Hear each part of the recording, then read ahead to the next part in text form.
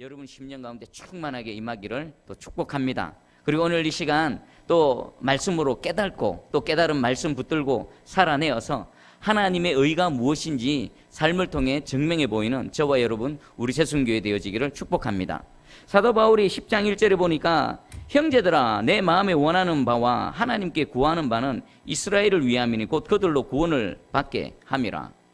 바울이 하나님 앞에 간구하는 것, 또 마음의 소원, 그 내용이 뭡니까? 그들의 형제 이스라엘이 구원을 받는 것입니다. 그런데 이들이 이스라엘이 구원의 은혜를 입고 있습니까? 구원의 은혜 밖에 있습니까? 지금은 사도 바울은 그렇게 복음을 전하면서 이방인들은 오히려 그 복음 대신 예수 그리스도를 받아들이며 믿음으로 말미암는 의로 구원을 받고 있는데 계속 그것이 진행 중이고 있죠. 그런데 실제 아브라함의 후손 그리고 하나님의 말씀을 받은 그리고 자신의 실질적인 혈통인 형제들, 그들은 그 구원자 되시는 예수 그리스도를 거절함을 통해서 구원의 은혜를 입지 못하고 있는 겁니다. 그것을 지금 우리에게 말하는데 2절에 보니까 그들이 왜 구원의 은혜를 입지 못하는 거예요? 여러분 한번 가만히 생각해 보십시오. 이 바울의 그 친족들 이스라엘이 하나님의 구원의 은혜를 입지 못하는 것은, 받지 못하는 것은 어떻게 보면은 되게 아이러니합니다. 그들은 조상적부터 하나님을 섬기며 예배하고 그리고 하나님 앞에서 살아갔던 자들입니다. 그런데 오히려 그들은 구원의 은혜를 입지 못하고 하나님과 상관없는 이방인들은 계속해서 구원의 은혜를 입고 복음이 확장되어져 가고 있습니다. 그 상황 가운데 그 중심에 서 있는 바울이 하나님 앞에 탄식하며 자신의 마음에 이 어떤 갈망을 지금 얘기하고 있는 겁니다. 그럼 그들은 왜 구원의 은혜를 입지 못했을까요? 2절에 그 해답이 있습니다. 2절 한번 읽어보겠습니다. 자, 시작. 내가 증언하노니 그들이 하나님께 열심히 있으나 올바른 지식에 따른 것이 아니니라. 아멘. 2절에 보니까 그들에게는 뭔가는 있고 무언가는 없다라고 말합니다. 그들이 있는 건 뭡니까? 하나님께 대한 열심이 있었습니다. 여러분 지금도 마찬가지입니다. 유대인들이 하나님에 대한 열심은 세상 어느 민족보다 비교 자체가 안 됩니다. 우리 이방 민족 있죠? 저와 여러분들은 그 돌감람나무였는데 참 감람나무에 접붙임이 되어져서 구원의 은혜를 읽고 예수 그리스도 안에서 지금 살아가고 있는데, 여러분들이 우리 한국 교회가 하나님을 사랑하고 여호와를 향해 열심히 있다라고 아무리 자랑해 본들 그 하나님에 대한 열심에 있어서 현재 유대인과 비교할 수 있을까요? 없을까요? 비교 자체가 안 됩니다. 그들은 실질적으로 올바른 지식이 없었습니다. 하나님에 대한 열심은 있었고 올바른 지식이 없었습니다. 올바른 지식이 없어서 오히려 복음을 거절해버리고 구원의 은혜를 입지 못하고 있지만 그들의 또 마음의 중심으로는 하나님에 대한 열심은 세상 어느 민족도 못 따라갑니다. 그래서 어느 목사님이 설교 중에 이런 말씀을 했습니다. 로마서 11장 11절에 보면은 그러므로 내가 말하노니 그들이 넘어지기까지 실족하였느냐? 그럴 수 없느니라.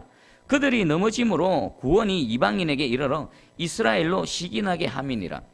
이스라엘 그 혈통적인 아브라함의 후손들 그들의 입장에서 보면은 원래 하나님 우리 하나님이신데, 하나님 우리 아버지신데, 우리 조상적부터 섬겨오던 우리 하나님이신데, 근데 구원의 은혜가 우리에게를 비껴가 버리고 저 이방인들이 하나님을 알고 여호와 하나님 앞에서 두 손 들고 부르짖고 기도하며 그렇게 하나님을 섬기는 모습을 볼 때에 그들은 마음에는 시기가 난다라는 겁니다. 지금 유대인들이 우리를 보면서 그런 시기 가운데 살아가고 있습니다.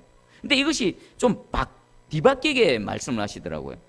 그들은 올바른 지식이 있지 않아서 구원의 은혜를 입지 못하고 있지만 하나님에 대한 열심이 오히려 이 이방 교회 성도들이 보고 좀 시기가 났으면 한다라는 겁니다. 그분의 말씀 이해가 됩니까? 우리는 올바른 지식은 있는데 사실상 하나님에 대한 열심은 그 유대인들에 비해서 비교할 수 없을 정도로 없다라는 겁니다. 자, 오늘 한국 교회뿐만 아니라 현대 교회에 아이러니가 있습니다. 먼저 하나님께 대한 열심은 혈통적인 그 이스라엘 유대인들은 세상 어느 민족보다도 비교할 수 없는 열심은 있습니다. 실질적으로요 죽기까지 순종합니다. 그들은 그 교회사에 그들의 역사를 보면요 안식일을 준수하기 위해서 안식일 날 전쟁이 일어나면요, 칼로 나가서 싸우지 않고 그 자리에 앉아서 칼에 맞아 다 죽을 정도로 하나님에 대한 열심이 특심인 민족들입니다. 그런 민족이 어디 있습니까? 그런데 그들은 하나님에 대한 지식이 없어서 구원으로 제시되어진 예수 그리스도를 거절하고, 그리고 자기들만의 방식으로 하나님의 의가 그들에게 통하지를 않는 겁니다. 자, 이것이 유대인들에 대한 아이러니고, 또 그러면 이방교회, 저와 여러분들과 같은 이방교회는 어떤 아이러니가 있는가? 하나님에 대한 올바른 지식은 넘쳐납니다. 지금 교회, 유럽 교회나 미국 교회나 한국 교회 봐보십시오. 웬만한 교회는요, 온갖 종류의 성경 공부에다가 온갖 종류의 세미나 프로그램이 넘쳐납니다. 지식은 막 엄청납니다. 그런데 정작 하나님에 대한 열심은 어떻습니까? 삶에 있어서 없습니다. 지식은, 머리는 이렇게 큰데 손과 발은 오그라들어서 그 지식에 따라서 삶을 통해서 살아내지를 못합니다. 이게 우리 이방인 교회의 문제점입니다. 그러면 정상적인 교회가 되어지려고 그러려면 어떻게 되어져야 될까요? 먼저 순서가 뭐겠습니까? 열심이 먼저겠습니까? 올바른 지식이 먼저겠습니까? 올바른 지식이 먼저라는 겁니다. 하나님께서 우리에게 말씀해 주시는 올바른 지식에 근거해서 지식만 갖고 있으면 됩니까? 안 됩니까? 거기에다가 플러스 뭐가 돼야 됩니까? 하나님에 대한 열심이 두 개가 동시에 있으실 때에 하나님께서 원하시는 그 교회, 하나님의 뜻을 이루어드리는 그런 주님의 몸된 교회가 되어질 것입니다. 우리 새수인교회에 이 은혜가 있기를 원합니다. 먼저 말씀을 통해서 하나님에 대한 올바른 지식이 온전히 선포되어지고, 그 말씀이 여러분 심령 가운데 새겨지고, 그 말씀 붙들고 내 안에 있는 뜨거운 하나님에 대한 열심, 열정이 그 말씀과 하나 되어져서 여러분 이 몸뚱아리가, 우리의 몸뚱아리가 하나님의 거룩을 나타내는 그 도구, 하나님의 뜻을 이루어드리는 그 도구 되어지기를 주님의 이름으로 축복합니다. 그리고 이스라엘의 3절에 보니까 이스라엘의 현재의 상태를 좀 더 자세하게 설명합니다. 3절 한번 읽어보겠습니다. 자, 시작. 하나님의 의를 모르고 자기의 의를 세우려고 힘써 하나님의 의에 복종하지 아니하였느니라. 아멘. 여기 보니까 하나님의 의가 나오고 자기 의가 나옵니다. 이들은 하나님에 대한 열심이 특심이었습니다. 그런데 하나님께서 하시는 말씀에 귀담아 듣지를 않습니다. 자기 의를 오히려 하나님 앞에, 하나님의 의 앞에 내세우면서 힘써 하나님의 의에 복종하지 않았다. 힘쓴다는 건 뭡니까? 애를 쓰고 수고하고 열심을 내어서 그들이 한 일은 하나님에 대한 열심은 있는데 정작 하나님의 의에 복종하지 않았다는 겁니다. 하나님이 틀렸다라는 겁니다. 마치 그 십자가 그 사건을 예언한 예수님 앞에서 베드로가 주님 틀렸습니다. 주님 그런 일은 있으면 안 됩니다 라고 말했던 그런 자기 의에 빠진 베드로처럼 이스라엘이 지금 하나님의 의보다 자기 의를 앞세우고 하나님의 의에 힘써서 복종하지 않고 있다는 겁니다. 지금 이스라엘의 상태입니다. 자, 그러면 하나님의 의 그리고 자기 의가 있는데 나의 열심의 근거는 무엇인가 한번 돌아보시기 바랍니다. 여러분들 지금 이 수요 예배에 나올 정도면은 여러분들 하나님에 대한 나름대로 열심이 있으십니다. 또 주의 몸된 교회를 직분을 맡으셔서 이런저런 사역들을 감당하면서 열심으로 섬기고 계십니다. 그 열심의 근거가 무엇입니까? 하나님의 의일까요? 자기 의일까요? 그러면 내가 열심을 내고 있는데 내 열심이 하나님의 의인지 아니면 자기 의인지 어떻게 판단할 수 있을까요? 제가 몇 가지를 기준을 제시해 드리겠습니다. 만약에 내가 지금 하나님 앞에서 열심을 내고 있는 이 열심이 하나님의 의라면은 그 결과물들이, 그 열매가 어떻게 나타나겠습니까? 하나님의 뜻이 이루어지는 겁니다. 하나님의 의라면 반드시 하나님의 뜻이 이루어지고 하나님의 나라가 확장되어지고 그리고 내가 열심을 내면 낼수록 영혼 구원의 역사가 일어나고 그리고 그 끝에는 성령의 열매가 반드시 나타납니다. 동의하십니까? 내가 열심을 내는 열심이 하나님의 의라면 반드시 이런 일들로, 이런 결과로 나타난다는 것입니다. 그럼 반대로 내가 내는 열심이 자기 의라면 어떤 일들이 나타날까요? 자기 의에 대한 의로 인한 열심은요, 열심을 내면 낼수록 거역과 불순종, 하나님의 나라가 오그라들고 그곳에는 시기와 분쟁과 다툼과 나누어짐이 나타납니다. 내가 열심을 내고, 그리고 그것은 반드시 자기 주장이라는 형태로 나타납니다. 뭔가 함께 의견을 모으고 의견을 나눌 때에 자기 의에 빠진 사람은요, 절대로 남의 얘기 듣지 않습니다. 자기만 옳습니다. 그리고 이건 무슨 절충점이 나오지가 않습니다. 이런 자기 주장은 반드시 불통에 이르게 되고, 이런 불통은 그 공동체에 반드시 고통으로 나타난다는 것입니다. 자, 그러면 나의 열심이 하나님의 의인지 아니면 자기 의인지 분명하게 판단할 수 있겠죠. 지금 내가 열심을 내는 그곳에 하나님 예수 그리스도 안에서 하나 되어지고 하나님의 뜻이 이루어지고 영혼 구원의 역사가 일어나고 성령의 열매가 나타나면 그것은 하나님의 의입니다. 그런데 내가 사역하는 현장 가운데 왠지 모르게 나는 옳다고 생각하는데 내 생각이 옳은데 내 생각이 받아들여지지 않고, 그럴 때는 시기, 분쟁, 다툼, 나누어짐이 일어난다. 그러면 스탑해야 되는 겁니다. 아무리 내가 옳다 하더라도 그 결과가, 열매들이 하나님의 그 사역이 이루어지지 않고 왠지 뭔가가 자꾸 분쟁이 일어난다. 그러면 오히려 스탑해버리고 내 의가 과연 하나님의 의인지 나의 자기의 의인지 한번 생각해보고 돌이켜볼 필요가 있는 겁니다. 그리고 만약에 자기의 의라면 거기서 멈춰야 되는 겁니다. 다시 주님 앞에서 다시 시작해야 되는 겁니다. 우리 새순교회에 몸담고 열심을 내는 모든 저와 여러분들, 그리고 우리 성도님들은 자기 의가 아닌 하나님의 의에 의한 열심을 내는 우리 모두 되어지기를 주님의 이름으로 축복합니다. 그래서 우리 모두가 열심을 내면 낼수록 하나님의 뜻이 이루어지고 하나님의 나라가 확장되어지고 영혼 구원의 역사가 일어나고 가는 곳곳마다 성령의 열매로 하나님께 영광 올려드리는 우리 새순교회 되어지기를 축복합니다. 자, 그러면 이제 좀 더 구체적으로 하나님의 의가 무엇인가 바울이 설명합니다. 4절 한번 읽어보겠습니다. 4절. 자, 시작. 그리스도는 모든 믿는 자에게 의를 이루기 위하여 율법의 마침이 되시니라. 아멘. 하나님의 의이신 예수 그리스도가 하나님의 의 자체라고 얘기하고 있습니다. 공동번역에는 이렇게 번역되어 있습니다.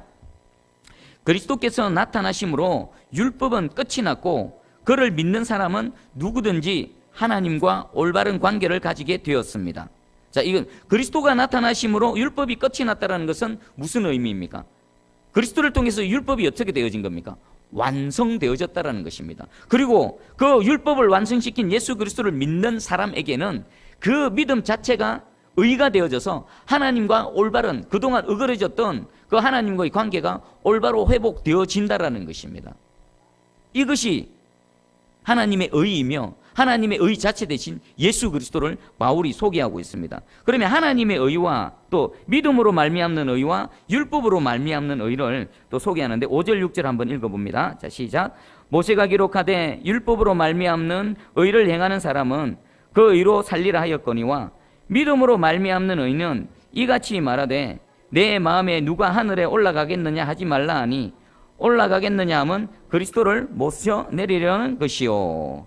아멘. 자, 우리 바울이 지금 율법으로 말미암는 의와 믿음으로 말미암는 의를 우리에게 얘기하고 있습니다. 율법으로 말미암는 의는 뭡니까? 지금 바울이 계속해서 얘기하고 있는 그 행위를 의지하는 그 의, 율법을 행함으로 구원받겠다라는 바로 그 의입니다. 그것은 이미 실패했다는 겁니다. 그 실패한 것에 대해서 바울이 갈라디아서 5장 3절 4절에서 이렇게 얘기합니다. 내가 할례를 받는 각 사람에게 다시 증언하노니 그는 율법 전체를 행할 의무를 가진 자라. 율법 안에서 의롭다함을 얻으려 하는 너희는 그리스도에게서 끊어지고 은혜에서 떨어진 자로다. 믿음으로 말미암는 의가 아닌 그 율법으로 말미암는 의, 율법을 행함으로 말미암는 의는 바울이 뭐라고 얘기합니까? 그런 너희는 그리스도에게서 끊어졌다. 하나님의 은혜에서 떨어진 자라라고 말합니다. 하나님께서 제시하신 의를 거절했기 때문에 이스라엘 백성들은 아무리 행함을 통해서 하나님으로부터 의롭다고 인정함 받으려고 해본들 애시당초 틀렸다는 겁니다. 목표 설정이 잘못되어졌고 지금 그래서 실패한 자리로 가 있다는 것입니다. 그리고 이 하나님의 의는 멀리 있지 않고 가까이 있다는 것을 말하는데 우리 6절 7절을 한번 다시 읽어봅니다. 자, 시작. 6절 7절. 자, 시작. 믿음으로 말미암는 의는 이같이 말하되 내 마음에 누가 하늘에 올라가겠느냐 하지 말라 하니 올라가겠느냐 하면 그리스도를 모셔 내리려는 것이요, 혹은 누가 무적행으로 내려가겠느냐 하지 말라 하니 내려가겠느냐 하면 그리스도를 죽은 자 가운데서 모셔 올리려는 것이라. 아멘. 이게 무슨 말일까요? 저도 이 로마서를 읽을 때마다 이 부분이 무슨 내용인가 한참을 이해가 안 되었습니다. 그래서 읽고 또 읽고 또 읽고 여러 가지 번역서를 읽다 보니까 비로소 이제 이해가 되어졌습니다. 우리 유진 피터슨 목사님께서 더 메시지에 이렇게 번역해 놓으셨습니다. 여기서는 메시아를 모셔오겠다고 위험천만하게 하늘까지 올라갈 일도 없고, 또 메시아를 구출하겠다고 위험천만하게 지옥까지 내려갈 일도 없습니다. 무슨 말이겠습니까? 믿음으로 말미암는 의로 구원을 받는 사람들은 자기가 구원을 받기 위해서, 메시아를 만나기 위해서, 메시아를 모셔오기 위해서 그 하늘로 올라갈 필요도 없고 또 음부에까지 내려갈 필요도 없다라는 겁니다. 그럼 반대로 얘기하면 율법으로 말미암는 의를 추구하는 자들은 자신이 구원받기 위해서 마치 무엇을 하는 것과 마찬가지라는 겁니까? 구원자 대신 메시아를 만나기 위해서, 그분을 모셔오기 위해서 스스로 하늘로 올라가려는 시도를, 불가능한 시도를 하고 있다. 그리고 그분을 만나기 위해서 지옥까지 내려가려는 불가능한 시도를 하고 있다라고 사도 바울이 얘기하는 겁니다. 그러니까 율법으로 말미암는 의를 추구하는 자들은 아예 불가능한 일들을 계속 추구하면서 실패하고 있다는 겁니다. 그러면서 믿음으로 말미암는 의는 그것과는 비교할 수 없을 정도로 우리와 가까이, 그리고 우리 안에 있다라고 말합니다. 자, 우리 8절을 한번 읽어보겠습니다. 이 하나님의 의는 어디에 있는지. 8절, 자, 시작.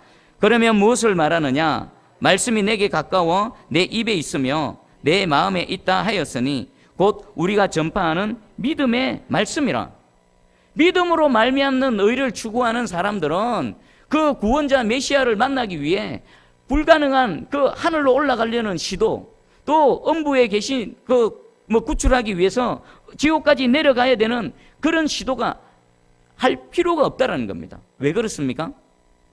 말씀이 내게 가까워 내 입에 있으며 내 마음에 있다. 이는 신명기 30장 13절 14절입니다. 제가 14절 뒷부분에 오직 그 말씀이 내게 매우 가까워서 내 입에 있으며 내 마음에 있은즉 내가 이를 행할 수 있느니라.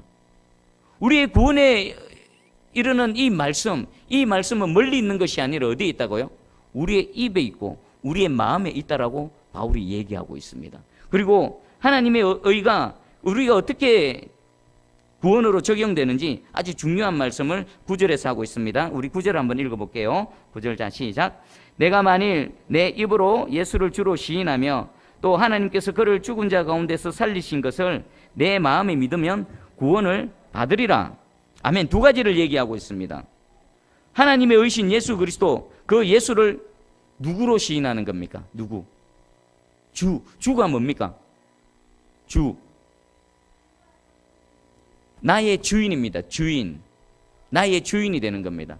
좀 조용히 시키시지요.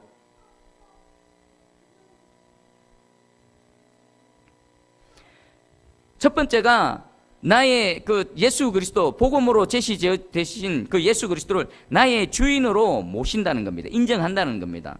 그러면 나의 이 예수님이 나의 주님이십니다라고 고백하기 전에 반드시 선행되어질 게 뭡니까? 주님은 나의 주님이십니다라고 고백하기 이전에는 주님이 나의 주인이었습니까? 아니었습니까? 아니었죠. 그러면 주님이 나의 주인이 되기 위해서는 반드시 선행되어져야 될 게, 주님이 나의 주인이 되어지지 않았던 그 모든 순간들, 모든 시간들에 대해서 무엇을 해야 됩니까? 회개하는 겁니다. 회개. 내가 주인이 되어졌고 내가 왕이 되어졌고 그 전능자 하나님을 부인하며 내 뜻대로 내 마음대로 살아왔던, 주님이 주인이 아니었던 그 모든 시간들을 하나님 앞에 낱낱이 내어놓고 회개하는 겁니다. 그리고 나서야 비로소 주님이 나의 주인이 되시는 것입니다. 우리 이 시간, 우리 예배드린 저와 여러분들, 주님이 저와 여러분들의 주님이신 줄 확실히 믿습니다. 그리고 주님이 나의 주님이 되시기 위해서 그동안 주님이 나의 주님이 아니었던 모든 시간들을 회개하는 그 과정을 다 거친 줄 믿습니다. 이 과정을 반드시 거치셔야 됩니다. 그래야 주님이 나의 주인이 됩니다. 그러면 이 과정을 거친 그 사람은 주님이 나의 주인이 된 이후의 삶은, 이전의 삶과 이후의 삶은 변화가 있을까요? 없을까요? 완벽한 변화입니다. 180도의 변화입니다. 내가 주인이 되어서 살아왔던 나의 모습과 주님이 주인이 되어서 되신 이후에 살아가는 나의 모습이 만약에 같다라면은 그것은 사실 참입니까? 거짓입니까? 100% 뭡니까? 거짓입니다. 주님이 나의 주님이 되어지신 그 사람의 삶은, 이후의 삶은 완전히 180도 달라질 수밖에 없습니다. 생각이 달라지고 가치관이 달라지고 삶의 기준이 달라지는 겁니다. 선택하는 기준이 달라지고 내가 추구하는 바가 달라지는데 어찌 그 이전의 삶과 같을 수가 있다라는 것입니까? 만약에 같다라면 아직 이 첫 번째가 이루어지지 않은 겁니다. 그리고 두 번째입니다. 하나님께서 그를 죽은 자 가운데서 살리신 것, 이것을 믿어야 되는데 이것은 한마디로 말하면 뭡니까? 부활이지요. 주님께서 죽은 자 가운데서 다시 살아나신 것을 믿는 겁니다. 주님은 십자가에서 죽으셨습니다. 하지만 거기서 끝이 아닙니다. 부활의 능력으로 살아나셔서 우리의 영원한 주가 되어 주셨습니다. 이것을 믿으십니까? 이 두 가지를 내 마음에 믿으면 구원을 어떻게 한다고요? 받는 겁니다. 여러분, 구원은 내가 내 힘으로 얻는 겁니까? 구원은 받는 겁니까? 구원을 받는다라는 것은 구원을 주시는 분이 있다라는 거죠. 누가 주십니까? 하나님이 주시는 겁니다. 그러면 구원받는 우리 인간편에서는 구원을 받는 그 앞에서 우리의 마음은 어때야 될까요? 겸손하고 두렵고 떨림으로. 우리가 받기 위해서 우리가 할 수 있는 게 아무것도 없죠. 이 구원을 받기 위해서 저와 여러분이 한 것이 무엇이라도 있습니까? 없습니다. 전적으로 주시는 분에 달려있기 때문에 그 구원을 주시는 그분 앞에 무릎으로 겸손하게 그분 앞에 서 있을 수밖에 없는 겁니다. 두렵고 떨림으로 서 있을 수밖에 없는 겁니다. 오늘 두 가지를 생각하십시오. 진정으로 내가 입으로는 주님 주님이라고 하고 종교적인 모양을 갖추고 예배도 드리고 이것도 하고 저것도 하는데 진짜 내 삶 가운데에 내 마음의 중심에 주님이 나의 주인이신가? 주님이 주인 되는 삶을 살아내고 있는가? 그리고 두 번째, 이 부활의 주님을 모시고 살아가고 있는가? 여러분, 부활의 능력은 어떻게 나타나는 줄 아십니까? 여러분들이 실패했죠? 실패하면 그곳에 반드시 주님께서 부활의 능력으로 다시 일어나게 하십니다. 우리 하나님은 한 가지 특징이 있습니다. 여러분 자녀들이 어디 가서 아이에게 두드려 맞고 하고 울고 온다. 그러면은 보통 어떻게 합니까? 누가 때렸어? 어느 놈이 때렸어? 가보자. 가죠. 그리고 가서 해결을 합니다. 그것과 마찬가지로 하나님의 부활의 능력은 이렇게 우리에게 적용되어집니다. 내가 넘어진 그곳 울고 있으면 주님 찾아서 손을 잡고 일어나. 어디야? 어디서 실패했어? 어디서 넘어졌어? 그곳으로 가서 대적들을 보는 앞에서 우리를 이렇게 세우십니다. 원수의 목전에 산을 빵 차려주시고 승리를 누리게 하십니다. 우리 구원은 여러분들 어디까지 생각하십니까? 그냥 생명의 구원만 생각하십니까? 아닙니다. 생명의 구원뿐만 아니라 우리의 삶에 살아가는 모든 영역에 이 부활의 능력이 나타나야 될 줄 믿습니다. 나타날 것입니다. 아니, 나타나고 있습니다. 실패한 그곳에서 이 부활의 능력이 나타나서 하나님이 나의 하나님 되심을 분명히 증명해 보이는 저와 여러분 우리 새순교회 되어지기를 주님의 이름으로 축복합니다. 그리고 이 믿음은 나로부터가 아니라 누구로부터입니까? 여러분, 내가 믿습니까? 믿음은 하늘로부터 내게 주어진 겁니까? 에베소서 2장 8절입니다. 참 중요합니다. 에베소서 2장 8절. 너희는 그 은혜에 의하여 믿음으로 말미암아 구원을 받았으니. 지금 9절에 말하는 두 가지를 마음으로 믿어서 구원을 받는 건데, 그런데 이 구원 없는 이 믿음, 이것은 너희에게서 난 것이 아니요 하나님의 선물이라. 이 구원 없는 이 믿음, 내가 마음으로 믿는 것은 내가 믿는 것 같은데 이 믿음이 내 안에서 생겨난 것이 아니라 어디서부터 왔다고요? 위로부터 내게 주어진 겁니다. 하나님의 선물로. 선물은 누가 줘야 내가 받는 거죠. 내가 믿는 내가 믿음이 아니라 하나님으로도 주어진 이 믿음을 소유한 참 믿음의 소유자 되기를 주님의 이름으로 축복합니다. 이 믿음을 소유하면 어떻게 되어지는 겁니까? 그냥 믿어지는 겁니다. 그냥 막 분석하고 애써서 믿는 것이 아니라 그냥 하나님의 말씀이 선포되어지면요, 그게 그 성령의恩사 중에 하나로 믿어져 버리는 겁니다. 내가 기도하는데 기도 응답이 믿어져 버리는 겁니다. 하나님 말씀이 빵 하고 선포되어졌는데 말씀을 보내서 위경 가운데서 구원하실 것이다. 아, 하나님이 나를 구원하시기 위해 먼저 말씀으로 선포하시고 말씀으로 나를 찾아오시는구나. 그게 그냥 가슴으로 확 빵하고 믿어져 버리는 겁니다. 그리고 이전에는 그렇게 줬던 것이 어느 순간 하나님이 싫어하시니까 같이 싫어져 버리는 겁니다. 그전에는 막 하기 싫던 그것이 하나님이 뜻하시고 하나님이 원하시니까 왠지 모르게 나도 더 가까이 가고 싶고 그 일을 이루어 드리고 싶고 막 전도도 하고 싶고 막 더 나가서 내 몸으로 섬기고 싶고 더 내 지갑을 열어서 더 누군가를 위해 나누고 베풀고 싶고 이런 일들이 실질적으로 일어난다라는 것입니다. 이 하나님으로부터 주어진 이 선물의 믿음을 소유하시고 이 믿음의 소유자로서 이 믿음을 나타내는 저와 여러분들 되어지기를 주님의 이름으로 축복합니다. 그리고 또 이 믿음이 왜 복음으로 전해져야만 되는가? 사도 바울이 14절 15절 얘기하고 있습니다. 우리 마지막 14절 15절 한번 읽어봅니다. 자, 시작. 그런즉 그들이 믿지 아니하는 일을 어찌 부르리요? 듣지도 못한 일을 어찌 믿으리요? 전파하는 자가 없이 들으리요? 보내심을 받지 아니하였으면 어찌 전파하리요? 기록된 바 아름답도다 좋은 소식을 전하는 자들의 발이어함과 같으니라. 아멘. 이 하늘로부터 주어지는 믿음이 주어지기 전에 우리 인간편에서 반드시 선행되어져야 되는 일을 바울이 소개하고 있습니다. 그리고 바울이 왜 내가 지금 목숨을 걸고 온 세상 열방을 향해 이 복음 되시는 예수 그리스도를 전하기 위해서 다니고 있는지 그 이유를 설명하고 있습니다. 그리고 한 걸음 더 나아가서 예수 그리스도를 믿는 믿음으로 구원의 은혜를 입은 저와 여러분들이 왜 세상을 향해 나아가서 복음을 전해야만 되는지 그 이유를 설명하고 있습니다. 뭐라고 말합니까? 예수님을 믿지 않는 자가, 예수 그리스도를 믿는 자, 누구든지 13절을 보니까 누구든지 주의 이름을 부르는 자는 구원을 받으리라 라고 분명히 말씀하고 있는데, 예수의 이름을 믿음으로 불러야 되는데 믿지 않는데 어떻게 예수 이름을 부를 수 있는가? 맞죠? 믿어야 믿음으로 예수 그리스도 이름을 부르는데 믿지 않는 자가 어떻게 예수 그리스도 이름을 부를 수 있는가? 그리고 또 예수 그리스도에 대해서 들어보지도 않았는데 어떻게 믿을 수 있는가? 맞죠? 여러분들이 지금 예수 그리스도를 믿는 것은 분명히 누군가가 전한 자가 있었기 때문입니다. 나 스스로 믿는 분 한번 손 들어 보십시오. 내가 스스로 깨닫고 내가 스스로 막 분석해서 믿은 분 없습니다.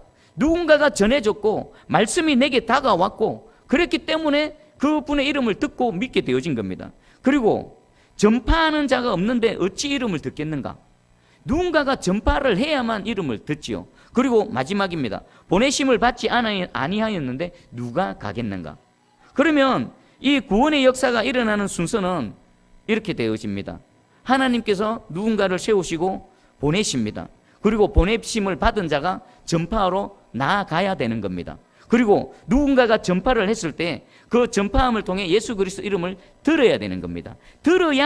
복음을 들어야 믿든지 말든지 하죠. 전파하는 자가 없으면은 이 구원의 역사는 애시당초 일어날 수 있을까요? 없을까요? 아예 없는 겁니다. 지금 바울이 그것을 얘기하는 겁니다. 복음을 들어야 믿든지 말든지 할 것이다. 그리고 믿음이 있는 자가 그 믿음으로 주의 이름을 부를 때에 구원의 역사가 일어난다는 것입니다. 여러분들, 바울이 왜 지금 평생에 복음을 전하는 사역을 감당하고 있는지, 지금 여전히 거절하고 있는 이스라엘을 향해서 가는 곳마다 바울은 회당을 먼저 찾았습니다. 바울의 복음 사역에 있어서 가장 걸림돌이 되어졌고 가장 따라다니면서 공격했던 자들이 누굽니까? 유대인들이지요. 그렇게 핍박하고 그렇게 학대를 했음에도 불구하고 바울은 어느 도시든지 가면 제일 먼저 회당을 찾아갔습니다. 왜 그랬겠습니까? 바로 이 마음입니다. 이 복음을 전해야 되는데, 들어야 되는데, 내가 보내심을 받았는데 들어야 그들이 믿든지 말든지, 그들이 믿어야 주의 이름을 부를 것인데, 그래야 구원의 은혜를 입을 것인데, 그래서 회당을 가장 먼저 찾아갔고, 그리고 회당 이후에 그 다음 이방인들을 찾아가서 복음을 전했습니다. 자, 지금 우리 주변에 얼마나 복음을 듣지 못한 자들이 많습니까? 실제적으로 복음을 들었는데 거절해서 구원의 은혜를 입지 못한 자들보다도 아직도 듣지 못함을 통해서 믿음의 은혜를 입지 못하는 자들이 훨씬 많을 겁니다. 그래서 하나님께서는 저와 여러분들을 택하시고 그리고 구원의 은혜를 입게 하시고 나만 구원의 은혜를 입는 것에서 그치는 것이 아니라 누군가에서 흘러가서 그 구원의 은혜를 전파하고 또 누군가 듣고 믿는 이런 구원의 역사를 계속 이루어 가시기를 하나님께서 소원하고 계십니다. 이 일들이 바울을 통해서 나타났던 것처럼 저와 여러분들을 통해서도 나타나기를 원합니다. 그리고 새순교회를 통해서 힘있게 나타나기 원합니다. 그래서 우리 15절 한 번 더 읽어보겠습니다. 시작. 보내심을 받지 아니하였으면 어찌 전파하리요? 기록된 바 아름답도다 좋은 소식을 전하는 자들의 발이여함과 같으니라. 저와 여러분들의 매일매일의 발걸음이 이 좋은 소식을 전하는 자들의 아름다운 이 발이 되어지기를 주님의 이름으로 축복합니다. 우리 오늘 말씀을 붙들고 한번 기도하기를 원합니다.